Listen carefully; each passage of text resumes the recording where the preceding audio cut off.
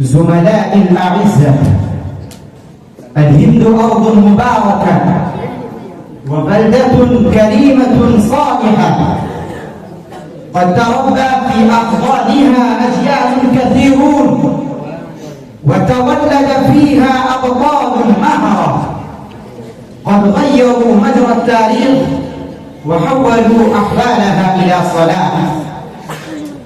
ومن أبرز هؤلاء الأبطال الشيخ الإمام محمد قاسم النانوتبي رحمه الله رحمة واسعة.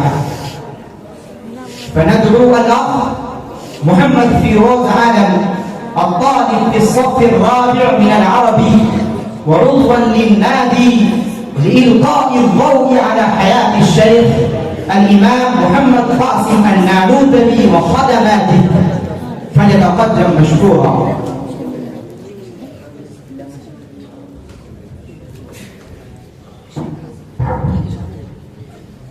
السلام عليكم ورحمة الله وبركاته.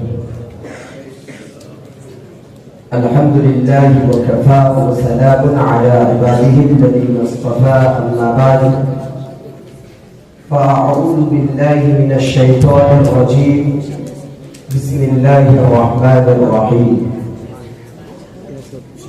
يا أيها الذين آمنوا لا تتخذوا عدوي وعدوكم أولياء. حضرة رئيس الحفلة الكريمة وأساتذة الأجلة وزملاء المستمعين، إن الله تعالى خلق السماوات والأرضين والجن والبشر وجعل الحياة والممات ليبلوكم أيكم أحسن عملا، فبعث النبي صلى الله عليه وسلم بعد جميع الأنبياء والمرسلين لهداية الناس إلى الصراط المستقيم ومطاردة الشيطان وأبنائه وحفدته.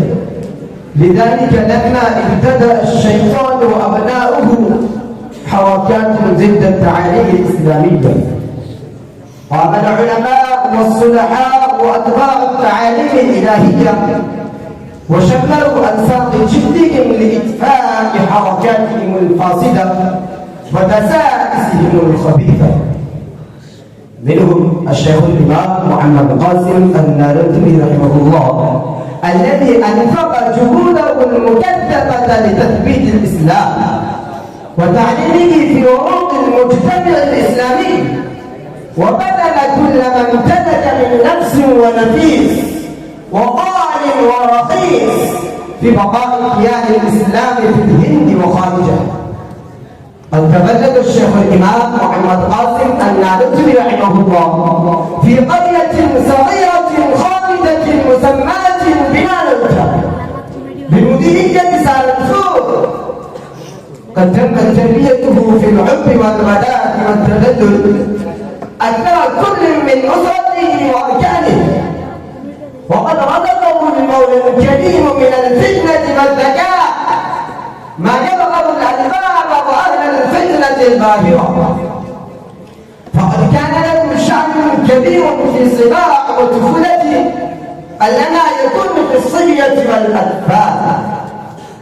إنه قرأ القرآن الكريم في بلدة التي ترعرع ونشر، ثم قال يا كبر وأتم دراسة العلوم الابتدائية بالفارسية والعربية على مولانا المهتاب عليه، ثم سافر إلى بالي بعد وفاة جده مع الشيخ مملوك علي، وقرأ عليهم كافية في النحو وكتب الأحاديث على الشاه عبد الغني رحمه الله.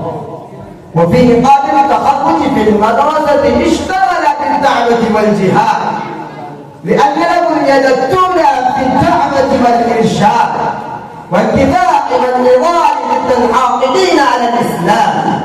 كانت له نظرة أوسع في دقائق العلوم ومعالم الكتاب والسنة وحكمة بالغة في الجمع بين خير الدين والدنيا. ولما دخل الإنجليز الهند وأثبتوا فيها براءة استعمارهم وجاءوا مع إلحاد وعواصف المنافقة والتبشير، وبث دعاة ومبشرين في أوساط المسلمين المختلفة. فاستيقظ العلماء من سباتهم وتفضلوا دسائسهم، وعلى رأسهم الشيخ الإمام محمد قاسم النانوتبي رحمه الله. تفضل العالم الرباني بغاياتهم الخبيثة، فاستعد لمقاومة الإنجليز وإحباط مؤامراتهم التي دبروها ضد الإسلام والمسلمين. فقام الشيخ محمد قاسم النانوتبي رحمه الله مناظرة عديدة مع الأساقفة، ورفض أفكارهم ورد على تخيلاتهم الباطلة. وكذلك تصدى للفتنة الآلية الهندوسية، وقام بمناظرات عديدة مع قائد الآليين ديانة سرسوتي، وهو أشد عداء على الإسلام والمسلمين. وقد قام الإمام النانوتبي بقيادة الجيش في بلدة الشاملي والنانبول، حيث وقعت معركة حاسمة بين المسلمين والإنجليز.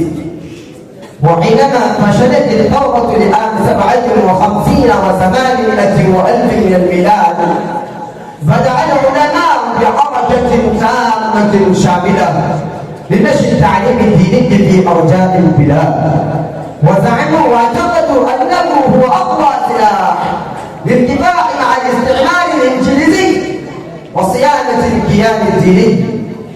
وطبعا لهذه الفكرة النبيلة والعاطفة الطيبة، فقام الإمام النانوتبي سدا منيعا أمام التيار المسيحي والفتنة الآلية وعواطف الإلحاد الديني والنفاق الإسلامي وقضى حجر أساس دار العلوم بديوبند التي لم تزل ولا تزال تحتل مركز القيادة الإسلامية والتوحيد الدينية لشعب المسلم، وتشكل معقل المسلمين الديني في شبه القارة الهندية. ولمدرسة دار العلوم بديوبند فضل كبير في تخريج فئات كثيرة من كبار العلماء في كل علم وفن الذين سدوا المناقر على ظلمات الكفر والضلال، كما اشتركوا في حرب التحرير الوطني وقاموا بقيادة حركة الاستقلال، ولعبوا دورا مهما في مطاردة الإنجليز من بلاد الهند مع نشر القلوب الإسلامية.